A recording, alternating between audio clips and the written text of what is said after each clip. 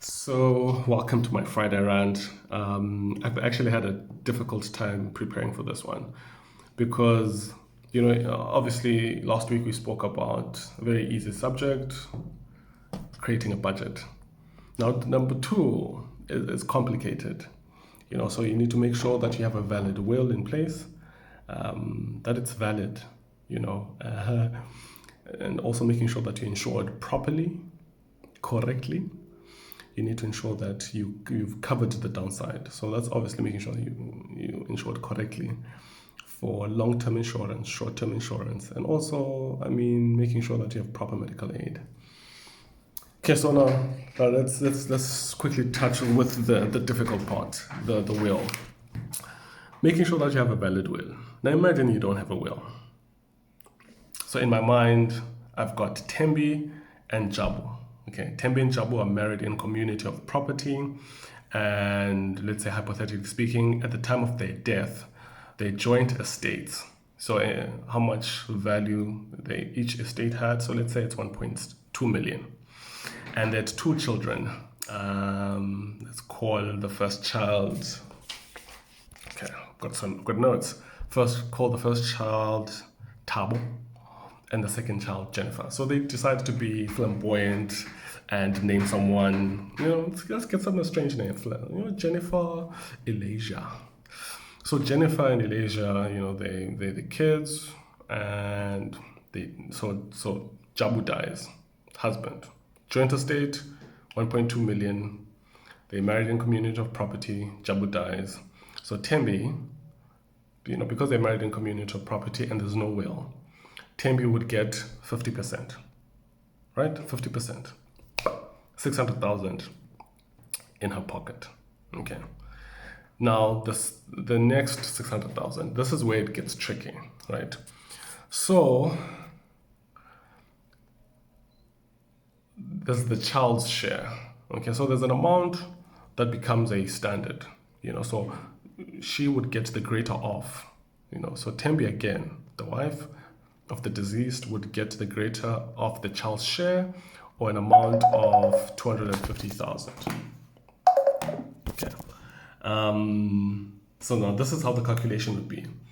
If the remaining amount of 600,000 from the joint estate. So remember, she took half and there's half remaining. So again, now she would take the greater of the child's share, or 250,000. Okay, so this is how it would be calculated. So it would be, say, 600,000 divided by 3. So it would be Tembi, Tabo, and Jennifer. Okay, the two kids and the wife. Even the second half, comrades, it is divided into 3. Now, imagine he just wanted to leave equal shares for everyone. He could have just written that in a will. My wife will take 50% of her share, and then the remaining 600,000 will be divided to the two kids. It could have been simple, but he didn't. Jabu decided to say, nah, I'm just going to be a cowboy. None of that. And so what happens is the calculation will be 600,000 less the greater of the child's share.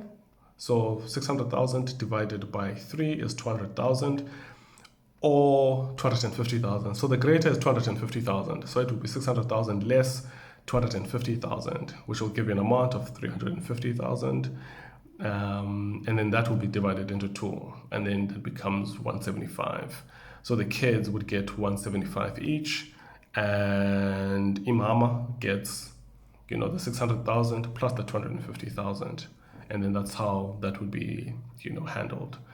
Now that's when someone dies interstate. So there's other. If he had no wife and had no child, then, and he has maybe one remaining parent, and there's other kids somewhere in the distance, then that is another mess, So when you draft a will is not just a thing just rich people do, where they ruling from the grave. It is a thing where people give direction. They give a sense of, these are where all my things are. This is what I have, and this is how I would like things, to move forward. I would really encourage people to really look into this. It is so hectic.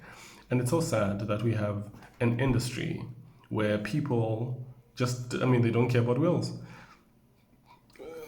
And the problem is the financial advisors that exist do not have the capacity to draft the wills, because they either didn't go to school for these things, and they really have a lack of knowledge on the importance of this, and it also actually helps the client understand where everything is, because now when you're drafting a will, you're talking about the most sensitive things, so it is a lifestyle audit.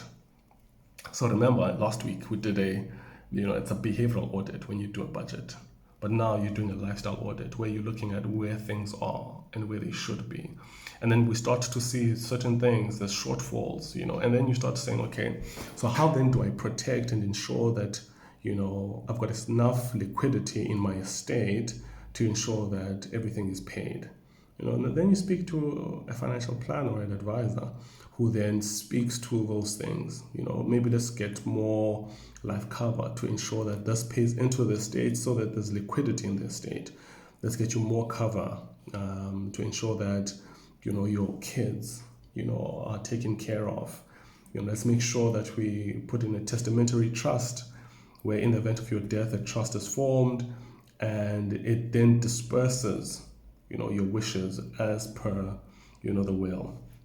And it's so wild that the only thing that these people out there, you see them standing in the robots with their banners and their tables, and they're like, "Hi, mama, take a funeral plan." Man, comrades, we're going to die with funeral plans, because I guess this is the only thing that they know what to do and know how to sell. And that's the name of the game. It's a numbers thing, and so people just want to push, and I don't blame them, because now, remember, last week we spoke about budgeting, and this week we're speaking about wills and looking at all these things intensively. So they don't have time for that. They want to get to the sale, so they really want to talk about life insurance first, or life cover, or short-term insurance. They don't even touch many of them. But these things that are a reality in your lives, whether you like it or not, death is an eventuality that you must consider. So if you're a young professional and you're working at an environment, like a hospital, or an accountant or whatever, and you realize that your income is your biggest asset, you need to protect that.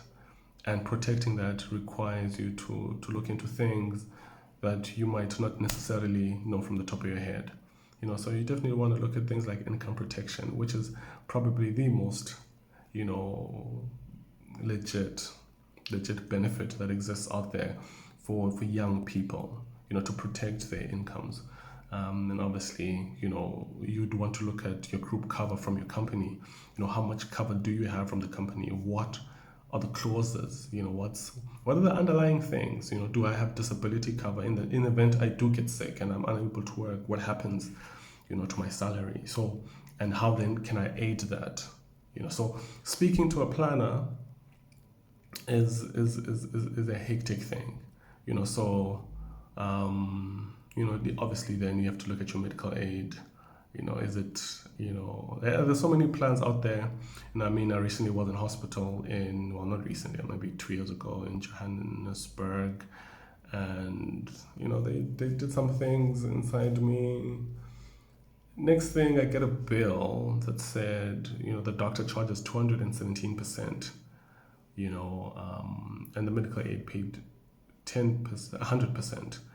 And I asked, but it was an emergency. I couldn't breathe.